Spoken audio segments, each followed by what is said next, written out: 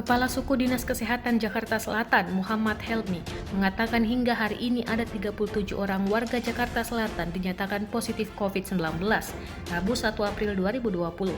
Mereka merupakan bagian dari 4.000 lebih warga Jakarta Selatan yang sudah mengikuti rapid test. Angka ini naik dibandingkan data kemarin Selasa 31 Maret 2020 yakni 35 orang positif COVID-19.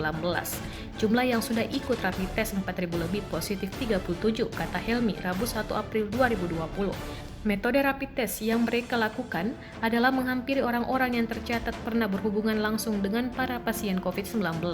Nantinya, warga yang positif akan diperiksa lagi guna menentukan dirawat di rumah atau di rumah sakit. Dia mengatakan rapid test akan terus dijalankan guna mendeteksi peredaran orang yang sudah terpapar COVID-19.